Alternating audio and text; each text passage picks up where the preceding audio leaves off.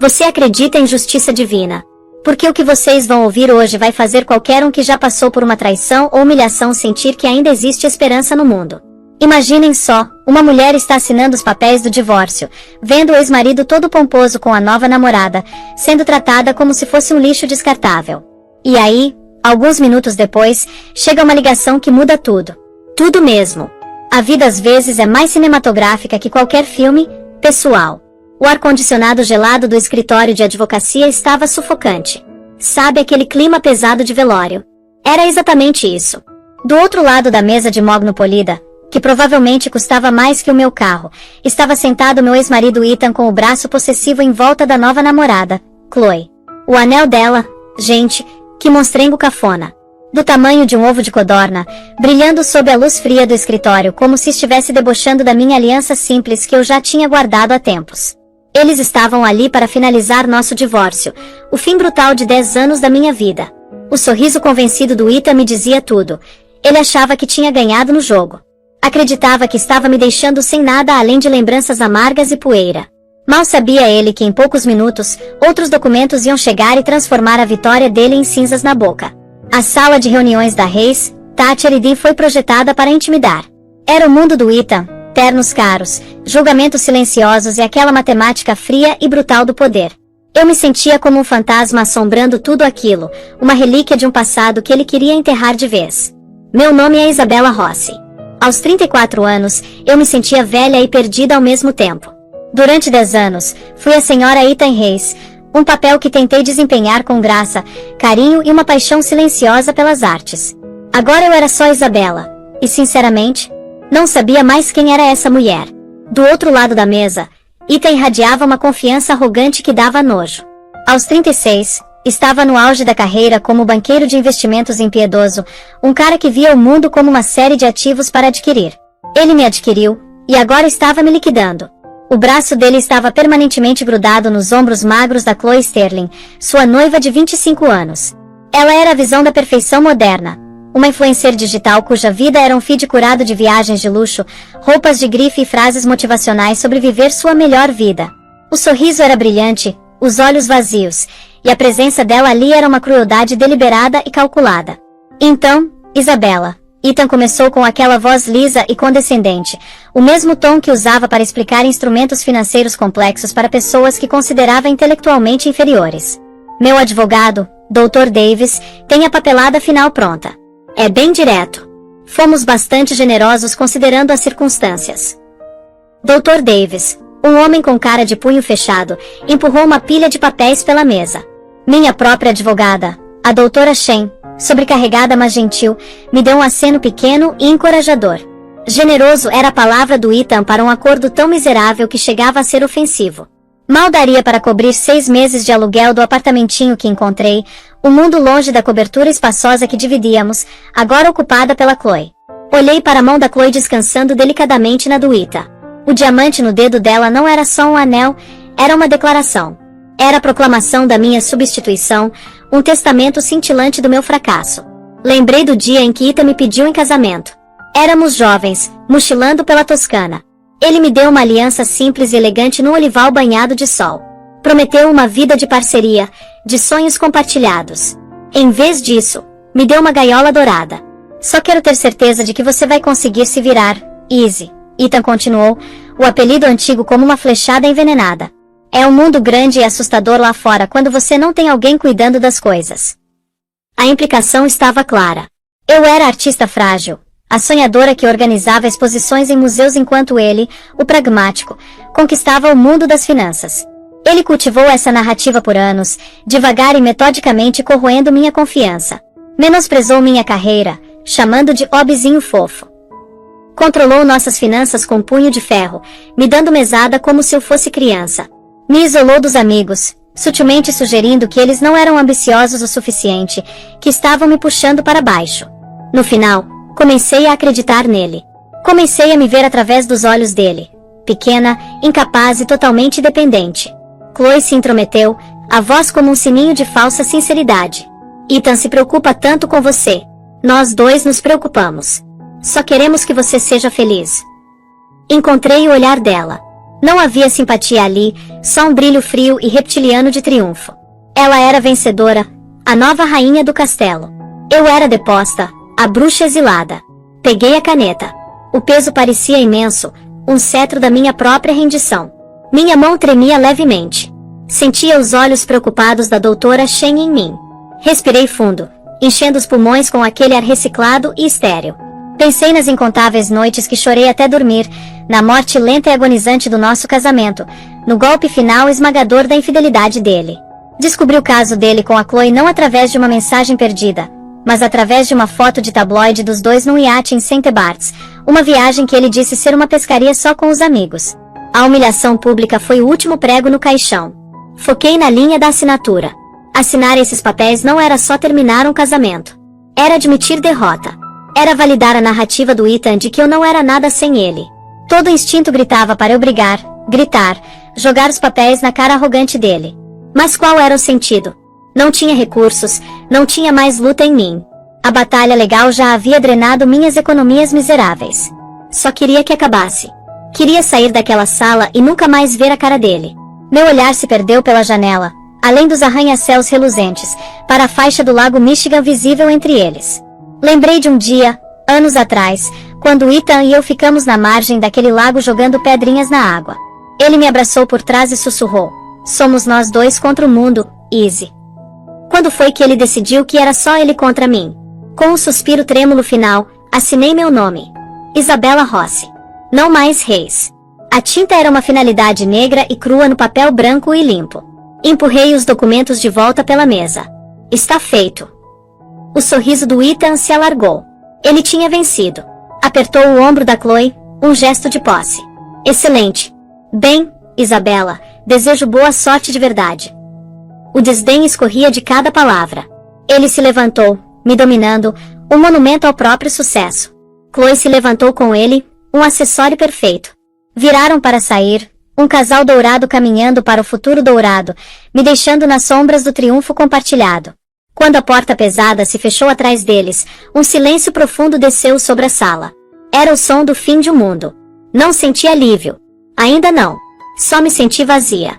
Um eco vasto e oco onde uma década da minha vida costumava estar.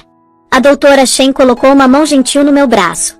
Acabou agora, Isabella, disse suavemente. Agora você pode recomeçar. Assenti, incapaz de falar. Olhei para minhas mãos descansando na superfície fria e implacável da mesa. Estavam nuas. Sem anel, sem papéis, sem futuro que eu conseguisse enxergar. A vitória era do Ethan. Eu fiquei sem nada. Ou assim pensava. As paredes do meu apartamento novo eram de um bege deprimente, a cor da resignação. Era um quarto e sala pequeno numa subida em Pilsen, um bairro vibrante com arte e cultura, mas num universo longe do luxo estéril da cobertura em Gold Coast que um dia chamei de lar. O cheiro fraco de cigarro velho e a comida de algum vizinho, alho e algo indefinível, grudava no ar. Essa era minha nova realidade. Um mundo de móveis usados, compras no mercado mais barato e o peso esmagador de recomeçar do zero. Uma semana havia passado desde que o divórcio foi finalizado. Uma semana desempacotando caixas cheias dos fantasmas da minha vida passada. Livros que Ethan me deu. Fotos de um casal sorridente que não existia mais. Uma meia calça de seda esquecida da Chloe que encontrei enfiada numa gaveta. Uma descoberta que me mandou numa nova onda de náusea e luto. Joguei fora com um arrepio visceral. Meus dias eram um ciclo monótono de candidaturas de emprego, posições de curador, funções em galerias, até gerente de loja de museu. Me candidatei para tudo. Meu currículo e cartas de apresentação cuidadosamente elaborados desapareciam no éter digital. Minha experiência passada, que um dia foi fonte de orgulho, agora parecia uma relíquia da vida de outra pessoa. O mundo da arte, como o mundo do Ethan, era construído em conexões, e Ethan se certificou de cortar metodicamente as minhas. Eu era uma estranha olhando por dentro, o rosto pressionado contra o vidro de uma vida que não podia mais acessar. Os e-mails de rejeição, quando vinham, eram educados e impessoais. Decidimos seguir com outros candidatos. Era uma forma gentil de dizer que eu não era mais relevante. Naquela tarde, estava sentada na minha mesa de cozinha bamboleante, bebericando chá morno e olhando mais um anúncio de emprego. O aluguel vencia em 2 semanas. Meu dinheiro do acordo, depois de pagar o primeiro mês e o depósito calção, estava diminuindo numa velocidade alarmante. O pânico, frio e cortante, era um companheiro constante, um nó apertando no estômago. Foi quando a campainha gritou. Um som estridente e feio que me fez pular. Não estava esperando ninguém. Meus poucos amigos restantes sabiam para ligar primeiro, pisando em ovos ao meu redor como se eu fosse convalescente. Apertei o botão do interfone. Alô? Uma voz abafada crepitou de volta. Portador para Isabela Rossi. Um portador? Minha mente disparou. Ethan teria mandado algo. Uma nota final de zombaria? Uma caixa das minhas coisas que esqueceu? Meu coração martelava contra as costelas. Autorizei a entrada, as mãos suadas de nervoso. Alguns momentos depois, um jovem de uniforme impecável estava na minha porta segurando um envelope grosso cor de creme. Parecia pesado, importante. O endereço do remetente estava gravado em letras elegantes e severas no canto superior esquerdo. Blackwood End Fin LLP. Não reconheci o nome. Soava antigo, prestigioso e caro. Meu estômago despencou. Tinha que ser outra conta legal, alguma despesa imprevista do divórcio que ia acabar com o resto dos meus fundos. Assine aqui, por favor, disse o portador, estendendo um scanner digital. Minha mão tremeu enquanto rabiscava uma assinatura irregular. Ele me entregou o envelope e sumiu, os passos ecoando pelo corredor estreito. Fechei a porta, me apoiando nela. O envelope agarrado na minha mão como uma sentença de morte. Era feito de papel grosso e de alta qualidade, do tipo que sussurrava riqueza imensa e negócios sérios. Estava apavorada para abrir. Por horas, deixei na mesa da cozinha, circulando ao redor como um animal cansado. Limpei o apartamento, reorganizei meus livros, fiz qualquer coisa para evitar confrontar o desastre potencial que continha. Finalmente, quando o crepúsculo pintou a cidade em tons de cinza e laranja, não aguentei mais. Com uma respiração profunda, abri com uma faca de cozinha. Dentro não havia uma conta, mas uma única folha dobrada do mesmo papel pesado. A carta era formal, a linguagem densa com terminologia legal, mas algumas palavras saltaram para mim. Uma convocação formal para comparecer à leitura do último testamento de nosso cliente, Sr. Arthur Blackwood. Arthur Blackwood. O nome não significava nada para mim. Nunca tinha ouvido falar dele. Como beneficiária nomeada. Minha mente girou. Tinha que ser um erro burocrático. Devia haver outra Isabela Rossi em Chicago, uma que conhecia um homem chamado Arthur Blackwood, uma que circulava em ambientes onde escritórios de advocacia prestigiosos mandavam convocações em papel cor de creme. Reli a carta uma dúzia de vezes. Meu nome, meu endereço novo, estava tudo correto. A leitura estava marcada para depois de amanhã às 10 horas da manhã nos escritórios deles na Wacker Drive. Uma onda de suspeita me lavou. Seria alguma pegadinha elaborada e cruel orquestrada pelo Ethan? Parecia o estilo dele. Uma forma de acenar uma falsa esperança na minha frente, só para arrancá-la e me ver cair. Ele acharia hilário. O pensamento me deixou enjoada. Quase joguei a carta fora. Era mais seguro assumir que era um erro, uma piada cruel. Ter esperança, permitir nem que fosse uma fresta de luz na escuridão sufocante da minha vida parecia perigoso demais. Esperança era um luxo que não podia mais pagar. Mas algo me impediu. Um lampejo de quê? Curiosidade. Desafio. E se não fosse um erro? E se não fosse uma pegadinha? Não tinha mais nada a perder. Minha vida antiga tinha ido embora. Minha vida profissional estava em cacos. Minhas finanças eram uma bomba relógio. Qual era o pior que podia acontecer? Iria a esse escritório chique. Me diriam que foi um erro e sairia me sentindo boba por algumas horas. Era um preço pequeno para extinguir aquela fagulha minúscula e traiçoeira do IC. Dobrei a carta e coloquei de volta no envelope.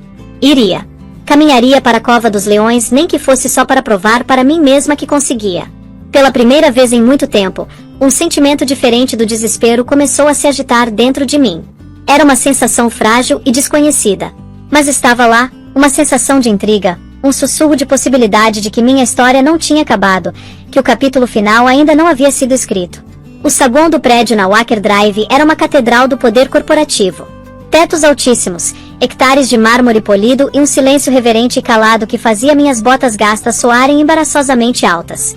Agarrei a alça da bolsa, o envelope cor de creme guardado seguramente dentro, um passaporte para um mundo ao qual eu não pertencia. Minha roupa, um vestido preto simples que tinha há anos, a coisa mais bonita que me restava, parecia totalmente inadequada. Os escritórios da Blackwood End Fin ocupavam todo o 80º andar. Quando as portas do elevador se abriram sussurrando, fui recebida por uma atmosfera de elegância de dinheiro velho. O ar cheirava a couro, cera de madeira e história. Sem recepcionistas correndo para lá e para cá aqui, só uma única mulher impecavelmente vestida que me cumprimentou pelo nome antes mesmo que eu pudesse me anunciar. Senhora Rossi, o Sr. Finn está esperando. Ela me conduziu por um corredor largo e acarpetado ladeado por pinturas a óleo de homens de cara séria que pareciam ter financiado impérios sozinhos. Meu coração batia um ritmo nervoso contra as costelas. Isso parecia real demais para ser pegadinha. A escala pura do lugar, a confiança silenciosa e inabalável que exalava. Ethan podia ser cruel, mas sua crueldade era teatral. Isso era outra coisa.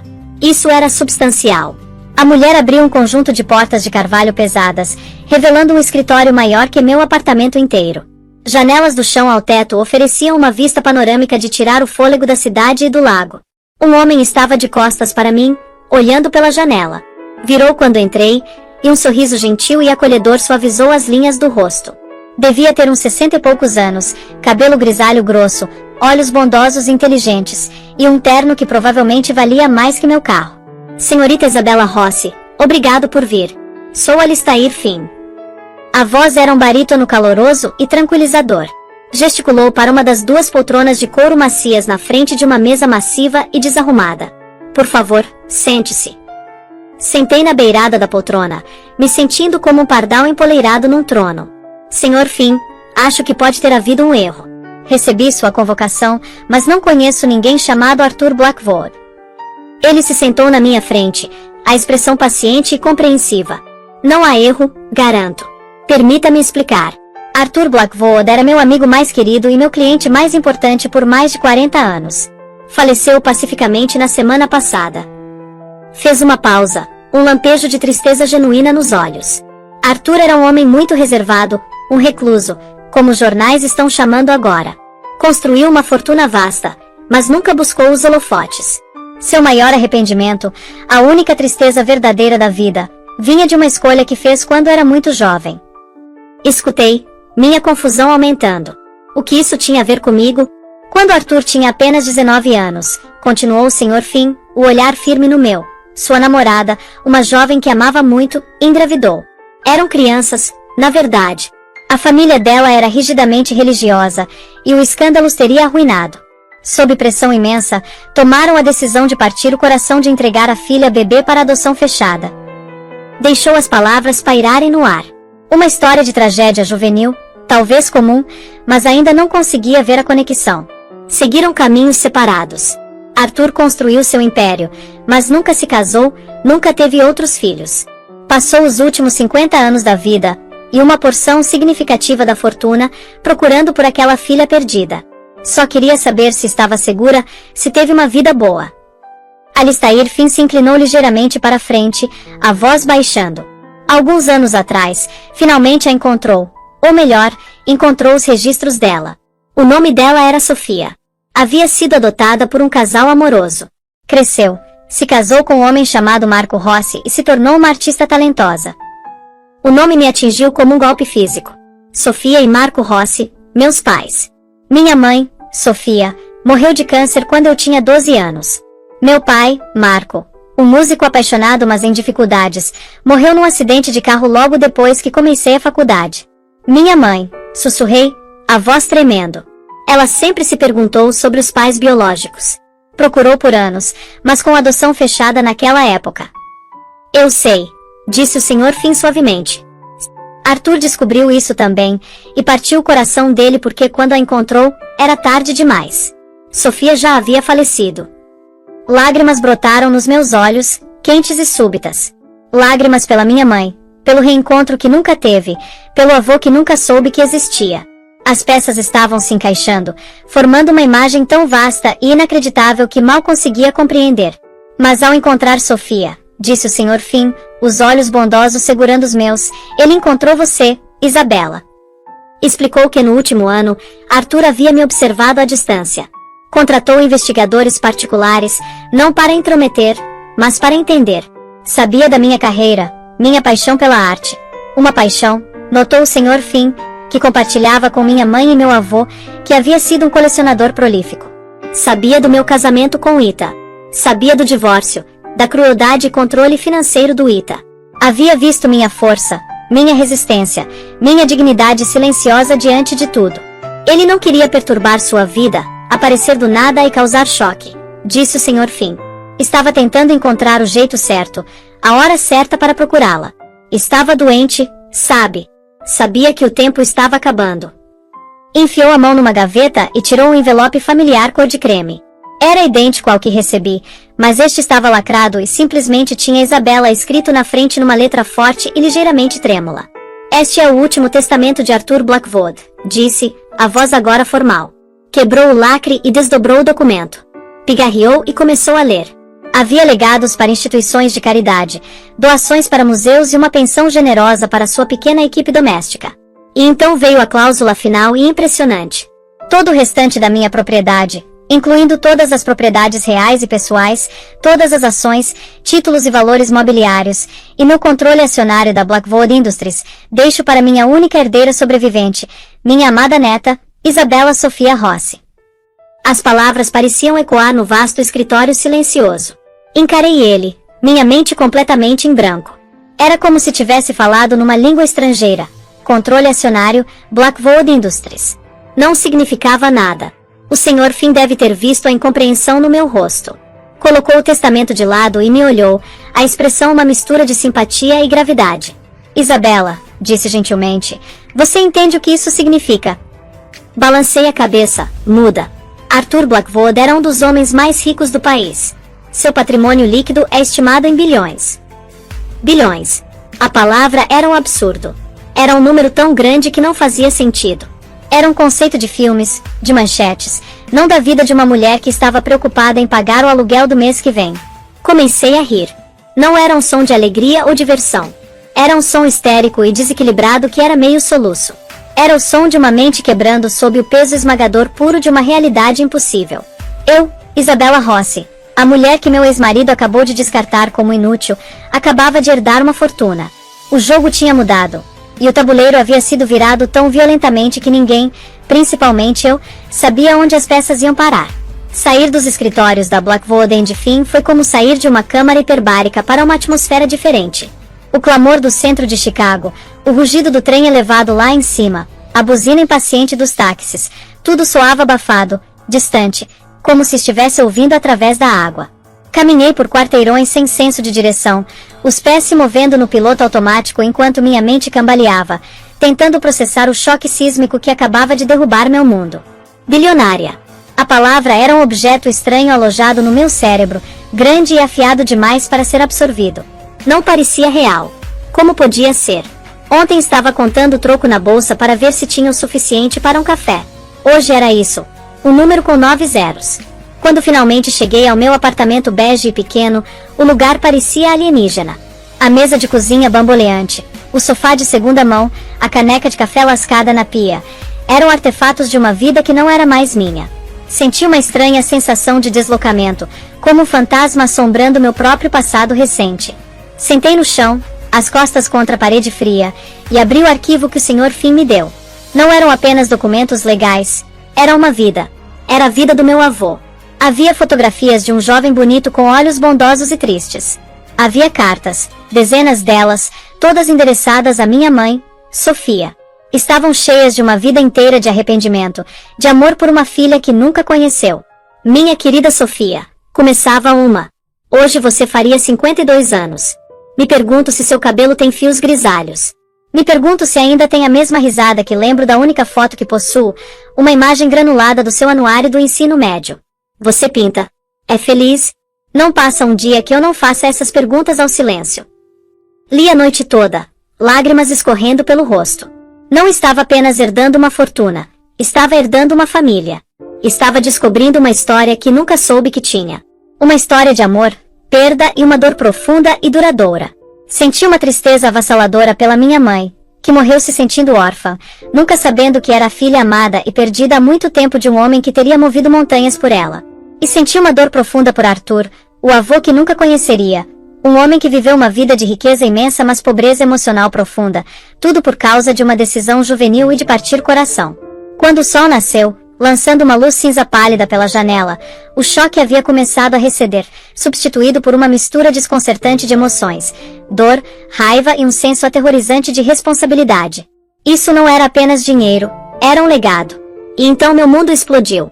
O Sr. Finn havia me avisado que a notícia vazaria eventualmente, mas não antecipei a velocidade ou a ferocidade. Um jornalista financeiro informado por uma fonte dentro do Tribunal de Sucessões publicou a matéria. A neta secreta do bilionário recluso, uma curadora de arte desconhecida, herda a fortuna Blackwood.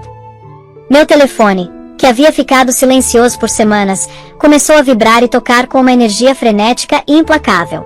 Era uma cacofonia de notificações, cada uma intrusão digital no meu estado frágil de choque. Primeiro vieram os repórteres, notícias locais, veículos nacionais, tabloides britânicos. Eram implacáveis, ligando, mandando mensagem, enviando e-mail. Senhora Rossi, o momento do seu tempo. Pode confirmar a herança. Como se sente sendo a Cinderela dos dias modernos? Esse foi o apelido que escolheram. A Cinderela dos dias modernos, uma narrativa de conto de fadas que arrancava toda a dor e complexidade, reduzindo minha história a uma manchete barata e sensacionalista. Então vieram os amigos, pessoas que não ouvia há anos, antigas colegas de quarto da faculdade, ex-colegas de trabalho, primos distantes que conheci uma vez num casamento. As mensagens eram pegajosamente doces, cheias de nostalgia falsa e oportunismo mal disfarçado. Easy, meu Deus, acabei de saber. Temos que nos encontrar. Bella, querida, estava justamente pensando em você outro dia. Consultores financeiros, gestores de patrimônio e gerentes de fundos de hedge se materializaram do nada, todos prometendo proteger e fazer crescer minha fortuna recém-descoberta. Os e-mails encheram minha caixa de entrada, um enxame digital de tubarões circulando o cheiro de sangue na água. Era avassalador, sufocante. Meu apartamento pequeno não parecia mais um santuário, parecia uma gaiola com o mundo inteiro se pressionando contra mim. Desliguei o telefone, desconectei o notebook. Fechei as cortinas, mergulhando o quarto numa penumbra, e sentei no silêncio, o coração martelando contra as costelas. Senti uma sensação aterrorizante de vertigem. Havia passado o último ano me sentindo invisível, descartada. Agora estava hipervisível, uma mercadoria para ser analisada, julgada e explorada. Minha identidade estava sendo reescrita por estranhos. Minha tragédia pessoal distorcida num espetáculo público. No meio do caos, um pensamento continuava subindo à superfície.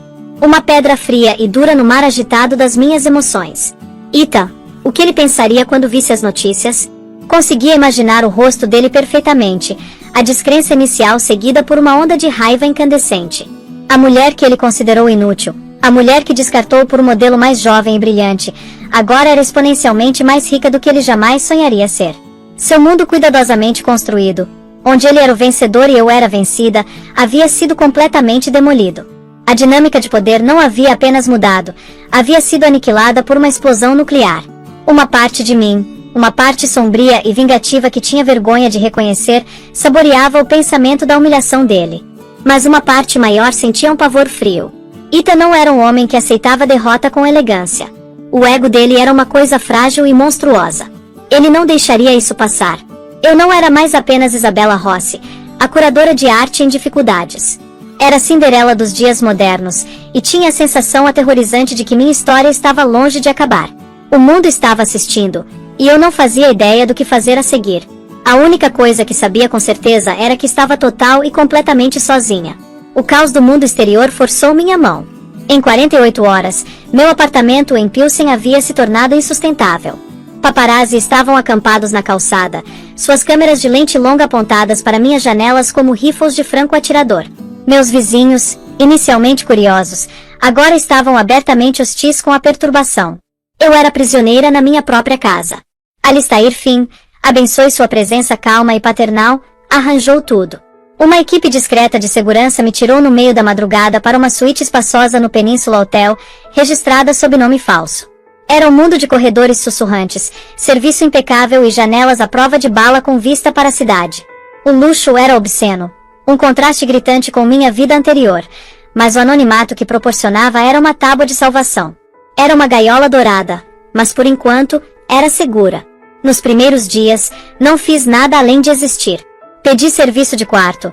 Tomei banhos longos na banheira de mármore e olhei fixamente para as luzes da cidade, me sentindo totalmente desconectada do mundo lá embaixo. Alistair visitava diariamente, trazendo não apenas documentos legais, mas sanduíches da delicatessen favorita dele e uma presença tranquila e estabilizadora. Ele não pressionava. Me deixou processar, me deixou lamentar pela família que acabará de encontrar e perder, e me deixou me acostumar com a escala pura e aterrorizante da minha nova realidade. A Blackwood Industries não era apenas uma empresa. Era um império. Tinha interesses em energia renovável, biotecnologia, imóveis e logística global. O portfólio era de tirar o fôlego. Alistair começou a me guiar através disso, simplificando as estruturas complexas, explicando os braços filantrópicos que meu avô havia estabelecido e delineando jogadores-chave no conselho executivo. Arthur confiava na equipe dele, explicou Alistair numa tarde enquanto sentávamos na sala de estar, cercados por relatórios financeiros. Mas ele sempre mantinha a autoridade final. Agora essa autoridade é sua, Isabela. O peso dessa declaração era esmagador. Eu era curadora de arte.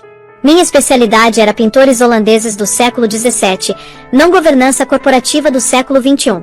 Não sei como fazer nada disso, confessei, minha voz mal um sussurro. Não sou qualificada. Arthur não escolheu você pela sua perspicácia financeira, disse Alistair gentilmente. Ele escolheu você pelo seu caráter. Viu sua inteligência, sua integridade, sua resistência. Acreditava que você tinha uma bússola moral forte. Isso, minha querida, é mais importante que qualquer MB. A fé dele em mim era uma vela tremeluzente e frágil na escuridão da minha autodúvida. Me agarrei a ela. Comecei a ler, a estudar. Devorei os relatórios, os diários particulares do meu avô e as anotações detalhadas que deixou para mim. Um quadro começou a emergir de um homem brilhante e com princípios que exercia seu poder imenso com um senso silencioso e pensativo de responsabilidade. Ele não era um predador como Ita. Era um construtor. Foi durante uma dessas sessões de estudo noturnas, debruçada sobre um arquivo de aquisições recentes, que vi um nome que fez o sangue gelar nas minhas veias, Nike Capital Partners, a firma do Ita. Meu coração começou a bater um ritmo frenético e pesado. A Blackwood Industries era cliente importante do banco onde Ethan era sócio sênior. Haviam lidado com várias transações grandes para a empresa do meu avô nos últimos anos. Com mãos trêmulas, cavei mais fundo no arquivo. Detalhava uma aquisição hostil que a Knight Capital havia orquestrado em nome da Blackwood Industries 6 meses antes. O alvo era uma empresa menor e inovadora de energia verde chamada Solara Innovations. Lembrei de ter lido sobre isso na época. A Solara estava à beira de uma descoberta em eficiência de painéis solares. Eram os queridinhos do mundo da tecnologia ambiental. Então, de repente, sumiram, engolidos inteiros por uma entidade maior não vista. O negócio havia sido notoriamente brutal. A Nike Capital, liderada pelo Ita, havia usado todas as táticas predatórias do manual, derrubando preços de ações, lançando uma campanha de difamação contra o CEO da Solara, finalmente, forçando-os a uma venda por uma fração do valor real. O CEO, um cientista brilhante chamado Dr. Ari Storni, havia sido arruinado financeira e profissionalmente. Nunca havia conectado isso ao Ita na época. Ele foi vago, mencionando apenas um grande negócio agressivo que estava rendendo uma fortuna em bônus. Ver tudo explicado em preto e branco, o nome dele, a estratégia dele, o resultado brutal, me deixou enjoada. Esse era o homem com quem eu dividia a cama. Mas então encontrei outra coisa. Enfiada no fundo do arquivo havia uma pasta separada contendo as anotações particulares do meu avô. A letra dele era elegante mas vigorosa. Ele havia investigado o negócio da Solara por conta própria. Fim, dizia uma anotação. Analise a aquisição da Solara pela Nike Capital. Os métodos são desagradáveis, predatórios, não é como fazemos negócios. A equipe do Reis parece ter agido com um grau incomum de autonomia. Algo não está certo aqui. Outra nota era ainda mais arrepiante. Ethan Reis, o marido da minha neta. Isso é coincidência. Não posso me dar ao luxo de coincidências. A reputação desse homem é de ambição desenfreada. Temo que tenha usado sua conexão comigo, por mais indireta que seja, em sua vantagem. Meu avô sabia. Havia visto o Ethan exatamente pelo que ele era, e estava à beira de fazer algo sobre isso. Naquele momento, tudo se cristalizou. Isso não era sobre vingança, não no sentido mesquinho e emocional. Não queria simplesmente machucar Ethan, isso me faria tão ruim quanto ele. Isso era sobre justiça. Era sobre retificar um erro que havia sido feito não apenas ao Dr. Thorne e sua empresa, mas aos próprios princípios pelos quais meu avô viveu. A herança não era uma clava para bater no meu ex-marido. Era um escudo e uma espada. Era a ferramenta que usaria para honrar o legado de Arthur Blackwood. Meu propósito, antes um vazio nebuloso e aterrorizante, agora estava cristalino. Peguei o telefone e liguei para Alistair, minha voz firme, minha determinação como aço. Alistair, disse, preciso que marque uma reunião para mim. Não com o conselho da Blackwood Industries, mas com o conselho da Nike Capital Partners. A sala de reuniões da Nike Capital Partners era um altar ao ego masculino. Madeira escura, aço escovado e uma mesa ridiculamente longa que poderia ter acomodado um conselho de guerra medieval. Era o coração do reino do Ethan, um lugar onde ele havia reinado, feito fortunas e destruído vidas. Hoje, eu estava caminhando para o coração da fera. Não era a mesma mulher que assinou os papéis do divórcio 2 semanas atrás. Aquela mulher era um fantasma, uma imitação pálida de si mesma. A mulher que caminhou pelas portas duplas daquela sala de reunião era Isabella Rossi, presidente da Blackwood Industries. Havia passado os últimos 3 dias me preparando com Alistair e uma equipe escolhida a dedo dos melhores analistas legais e financeiros da Blackwood. Havíamos peneirado cada detalhe da aquisição da Solara. Havíamos mapeado a estratégia do Ethan, seus negócios pelos fundos, as linhas éticas e potencialmente legais que havia cruzado. Estava armada não com emoção, mas com fatos, números e um senso inabalável de propósito. Minha entrada causou uma onda de confusão. Os membros do conselho, uma coleção de homens grisalhos de listras finas, esperavam uma revisão trimestral de rotina. Não estavam esperando por mim, e certamente não estavam esperando ver Ethan Reis, seu menino dourado, seu negociador mais agressivo, ficar de uma cor fantasmagórica de branco. Ele estava em pé na cabeceira da mesa quando entrei, ladeado por Alistair e 2 dos meus advogados. A boca se abriu ligeiramente, um lampejo de choque puro e puro nos olhos. Ele havia visto as manchetes. Claro, o mundo havia visto. Mas para ele, eu ainda era apenas Izzy, a artista ingênua. Provavelmente imaginava que eu estava numa farra de compras em Rodeo Drive, desperdiçando minha fortuna. Nunca, nos seus sonhos mais selvagens e arrogantes, imaginou que eu estaria aqui na sala de reuniões dele, no mundo dele. Um homem emproado que reconheci da minha pesquisa como CEO da firma, Marcus Thorne, se levantou. Senhora Rossi, que surpresa inesperada. Não sabíamos que se juntaria a nós. Peço desculpas pela intrusão, Sr. Thorne, disse, minha voz calma e clara, não traindo nada da adrenalina correndo pelas minhas veias. Estou aqui hoje na minha capacidade como nova chefe da Blackwood Industries, seu maior cliente da firma. Acredito que um assunto de alguma urgência requer nossa atenção imediata. Caminhei para a cadeira vazia diretamente oposta ao Ethan e sentei, colocando minha pasta de couro na mesa com um baque silencioso e definitivo. Alistair e minha equipe tomaram seus lugares ao meu lado. A dinâmica de poder na sala havia mudado tão palpável que era quase uma força física. Ethan finalmente encontrou sua voz. Estava tensa e apertada. Izzy. Isabella. O que é isso? Se você tem algum problema, deveria ter me ligado. Encontrei seu olhar através da extensão reluzente da mesa. O homem que um dia amei. O homem que um dia temi. Agora, não sentia nada além de uma determinação fria e clara. Isso não é assunto pessoal, Ethan, disse, meu tom nítido e profissional. É negócio. Especificamente o negócio da aquisição recente da Solar Innovations pela Blackwood Industries, o negócio que você supervisionou pessoalmente. O murmúrio nervoso passou pela sala. Os outros sócios se mexeram nas cadeiras caras, trocando olhares inquietos. Essa foi uma aquisição altamente bem-sucedida, gaguejou Ethan, tentando recuperar o equilíbrio. Um dos negócios mais lucrativos do último ano fiscal. Lucrativo para quem exatamente? Rebati, abrindo minha pasta. Foi certamente lucrativo para você com seu bônus recorde. Foi lucrativo para esta firma, mas foi alcançado através de métodos que a Blackwood Industries considera eticamente questionáveis e prejudiciais à reputação. Procedi a explicar ponto por ponto brutal. Usei o mesmo jargão corporativo que ele havia usado como arma para me fazer sentir pequena. Falei de due diligence, responsabilidade fiduciária e integridade da marca. Detalhei a campanha de difamação contra o CEO da Solara, fornecendo evidências de artigos plantados e trolls online pagos. Delineei como a Nike Capital havia aproveitado seu conhecimento interno do interesse da Blackwood para vender a descoberto ações antes do anúncio da aquisição, uma prática que beirava a manipulação de mercado. A cada frase, a cor sumia mais do rosto do Ethan.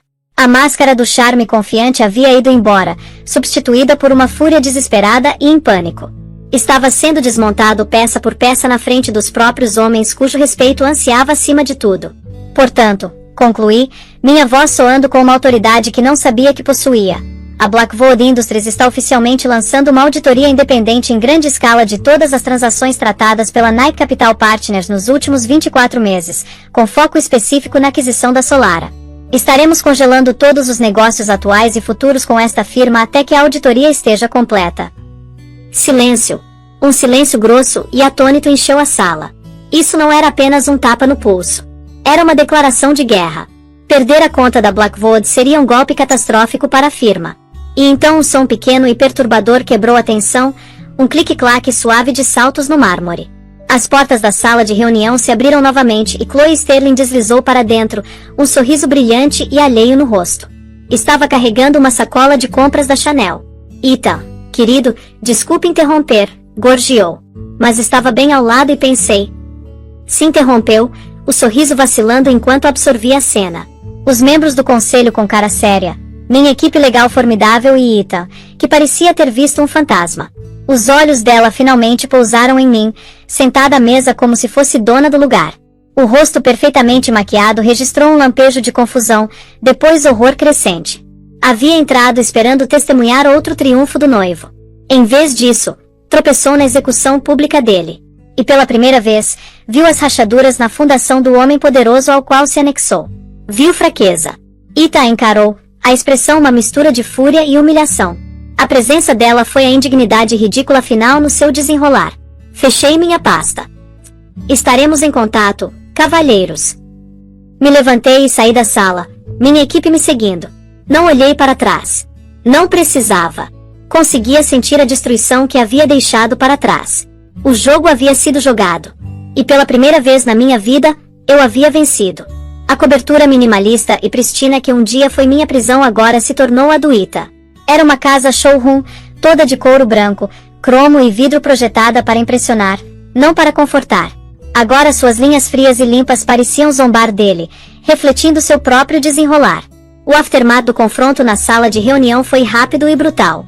A notícia da auditoria da Blackwood Industries mandou ondas de choque pela comunidade financeira. As ações da Knight Capital despencaram. Os sócios do Ethan, homens que haviam batido nas costas dele e compartilhado charutos para comemorar o negócio da Solara, agora o tratavam como um leproso. Estavam se distanciando, protegendo os próprios interesses, se preparando para oferecê-lo como cordeiro sacrificial para apaziguar seu cliente mais importante. A panela de pressão da vida dele estava chegando a um ponto crítico, e a máscara do Ethan Rei charmoso e invencível estava começando a rachar e descascar. O homem por baixo era alguém que eu havia visto apenas em vislumbres durante nosso casamento, um homem consumido por uma raiva narcisista aterrorizante. Chloe era o alvo principal dessa nova fúria. Ela, que havia sido escolhida pelas qualidades decorativas, agora era testemunha da humilhação dele, e ele não conseguia suportar. Que diabos você estava pensando? Ele gritou para ela na noite depois da reunião do conselho, a voz ecoando no espaço vazio e cavernoso da sala de estar. Jogou a pasta contra a parede, espalhando papéis pelo chão de mármore branco. Entrando lá com suas sacolas de compras como uma idiota sem cérebro. Queria me fazer parecer ainda mais patético. Chloe, que estava acostumada a ser elogiada e mimada, se encolheu. Toda a estratégia de vida dela havia sido se anexar a um homem poderoso, ser a parceira bela e prestativa de um vencedor. Não tinha manual para isso. Eu não sabia. Ethan, chorou, a voz fina e pronta. Como eu ia saber que ela estaria lá? Sua ex-mulher, o que ela está fazendo? Ela está tentando me destruir. Ethan riu, um som áspero e feio. Aquela curadorazinha patética que peguei do pó. E ela acha que pode me destruir. Começou a andar de um lado para outro como um tigre enjaulado, os movimentos bruscos e violentos. É aquele velho, Finn. Ele está puxando os cordões. Ela não é inteligente o suficiente para ter bolado isso sozinha. Provavelmente nem consegue equilibrar o próprio talão de cheques. Mas mesmo enquanto dizia isso, uma lasca de dúvida claramente havia criado raízes. A mulher que viu naquela sala de reunião não era a mulher de quem se divorciou. Aquela mulher havia sido equilibrada, articulada e totalmente no comando. Havia usado a própria linguagem dele contra ele com a precisão de um cirurgião. Ele havia criado uma narrativa da fraqueza dela por tanto tempo que havia chegado a acreditar nela. Agora essa narrativa havia sido despedaçada, e a dissonância cognitiva estava o deixando louco. Na semana seguinte, as coisas se deterioraram. As descobertas preliminares da auditoria vazaram para a imprensa, detalhando as táticas antiéticas usadas no negócio da Solara. Ethan foi colocado em licença indefinida da firma. Suas ligações para os sócios não foram atendidas. Seu mundo, que um dia foi o universo que girava ao redor dele, estava rapidamente encolhendo. Bebia pesadamente, os dias um borrão de uísque caro e monólogos amargos e divagantes. Descontava na Chloe pelas menores coisas. A forma como carregava a lava-louças, o som dela digitando no telefone, a mera presença dela na sala. O charme havia ido embora, substituído por uma crueldade crua e desesperada. Chloe observava, a mente calculista preocupada. Havia atrelado sua carroça a uma estrela, mas a estrela estava despencando para a terra numa bola de chamas. A atração dela por ele havia sido inteiramente baseada no poder, status e riqueza dele. Com essas coisas indo embora, o que sobrava? Um homem amargo, raivoso e derrotado, um passivo. Começou a fazer preparações silenciosas.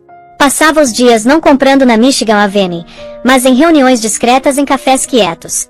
Uma era com um publicitário para discutir como gerenciar a narrativa do término com um financista desgraçado e de alto perfil. A outra reunião, mais importante, era com um dos advogados de divórcio mais impiedosos de Chicago. Chloe era produto de um mundo superficial e transacional e não era nada senão pragmática. Estava se preparando para cortar as perdas e seguir em frente. Uma noite, chegou em casa para encontrar Ethan sentado no escuro, uma garrafa meio vazia de Macallan na mesa de vidro ao lado dele. "Onde você estava?" murmurou, os olhos vermelhos. "Estava com amigas", mentiu suavemente. Ele a olhou com uma expressão estranha e patética. Era um apelo desesperado por algo. Tranquilização, lealdade, pena. "Eles vão me demitir, Chloe. Vão pegar tudo." Por um momento, um lampejo de algo, talvez simpatia genuína, passou pelo rosto dela, mas foi rapidamente extinto, substituído por uma avaliação fria e dura da situação. Este era seu momento para dar a volta por cima. "Bem, Ethan", disse, a voz desprovida da afetação borbulhante usual, "talvez você devesse ter pensado nisso antes de subestimar sua ex-mulher." Passou por ele, os saltos clicando decisivamente no chão de mármore, e foi para o quarto, fechando a porta atrás de si. Ethan ficou sozinho na escuridão, as palavras pairando no ar como uma sentença de morte. Havia perdido a empresa. Havia perdido a reputação, e agora havia perdido seu prêmio. Estava total e completamente sozinho, um rei deposto em seu próprio castelo frio e vazio. E a arquiteta da destruição dele era a única pessoa no mundo que tinha tanta certeza de que já havia derrotado. Enquanto o mundo do Ethan estava implodindo, eu estava entrando num novo. Alistair arranjou para eu visitar a propriedade do meu avô, um lugar que agora possuía mas nunca havia visto. Não era uma mansão moderna e chamativa como a que Ethan cobiçava. Era uma mansão histórica de pedra aninhada numa propriedade arborizada e extensa em Lake Forest, uma hora ao norte da cidade. Era um lugar de elegância silenciosa e sóbria, um lar que havia sido vivido e amado por gerações. Caminhar pela porta da frente foi como voltar no tempo. O ar cheirava a livros velhos, cera de abelha e um traço fraco do tabaco de cachimbo que meu avô fumava. A casa estava cheia não de móveis de grife modernos, mas de peças confortáveis e bem amadas, fotografias de família e arte. Tanta arte! Meu avô, descobriu-se, havia sido um colecionador de gosto e paixão imensos. As paredes estavam forradas com pinturas que eu só havia visto em museus. Um Whistler pequeno e sombrio, um Cassatt vibrante, um esboço preparatório de Degas. Meu coração de curadora doía com uma alegria agridoce. Era uma linguagem que eu entendia. Era uma parte dele que se sentia instantaneamente familiar. Alistair me deu a chave do escritório particular dele. Era um santuário. Uma sala forrada do chão ao teto com estantes, uma poltrona de couro grande e gasta posicionada perto de uma lareira de pedra. Este era o coração do homem, e foi aqui que comecei a realmente encontrá-lo. Encontrei os diários dele, décadas deles, cheios da sua letra elegante e aranha. Escrevia sobre negócios, viagens, pensamentos sobre filosofia e política, mas principalmente escrevia sobre a filha Sofia, minha mãe. Escrevia sobre a busca por ela, suas esperanças, medos e arrependimento profundo e interminável. Vi uma jovem hoje que se parecia com ela, dizia uma entrada de 1985. Tinha o mesmo cabelo escuro cacheado que lembro da foto de bebê. Por um momento, meu coração parou. Quase gritei o nome dela, mas não era ela. Nunca é ela. Lendo as palavras dele, senti o abismo da minha própria dor se alargar, mas também foi preenchido com um novo senso profundo de conexão. Esta casa não era apenas uma coleção de ativos. Era um repositório da história da minha família, da minha história. Conforme a auditoria da Knight Capital prosseguia, descobrindo mais e mais dos negócios imprudentes e antiéticos do Ita, minha perspectiva começou a mudar. Minha raiva inicial justiceira estava sendo lentamente substituída por outra coisa. Assistir a vida do Ethan desmoronar à distância não estava me trazendo a satisfação que pensava que traria. Só parecia triste, vazio. Destruí-lo não era a resposta. Essa era a forma de pensar dele, seu jogo de soma zero de vencedores e perdedores. Meu avô havia sido construtor, não destruidor. Percebi que o verdadeiro poder da minha herança não era como arma para punir Ita, mas como ferramenta para construir algo melhor. Meu arco de redenção, entendi agora, não era sobre triunfar sobre meu ex-marido. Era sobre me mover além dele completamente. Era sobre definir meu próprio legado. Marquei uma reunião com Alistair e a equipe legal da Blackwood. Tinha um novo plano. Não quero processar a Knight Capital até o esquecimento, anunciei, para surpresa deles. E não quero ver Ita na cadeia. Quero usar a influência desta auditoria para forçar uma resolução. Meu plano era duplo. Primeiro, a Knight Capital, sob ameaça de processo da Blackwood e potencial investigação da SEC, seria forçada a financiar um pacote de restituição completo para a Solar Innovations. Forneceria o capital para relançar a empresa, restaurar os acionistas originais e devolver seu CEO brilhante, Dr. Aris Thorne, à posição legítima. Fariam certo o que haviam quebrado tão brutalmente. Segundo, queria criar algo novo, algo que honraria tanto a memória da minha mãe quanto minhas próprias paixões. Disse que estava estabelecendo a Fundação Sofia Rossi, uma organização beneficente dedicada a apoiar artistas emergentes e financiar programas de educação artística em escolas carentes de Chicago. Seria dotada com 50 milhões de dólares iniciais da propriedade Blackwood. Era meu próprio sonho, aquele que Ethan havia menosprezado por uma década, agora sendo realizado numa escala que nunca poderia ter imaginado. Era uma forma de retribuir, criar beleza e oportunidade, transformar a dor do passado numa promessa para o futuro. Alistair Finn me olhou, um sorriso lento e orgulhoso se espalhando pelo rosto. Arthur teria ficado incrivelmente orgulhoso de você, Isabela, disse, a voz grossa de emoção. Em pé no escritório do meu avô, cercada pelos livros, arte e memória dele, finalmente senti que estava em casa. Não era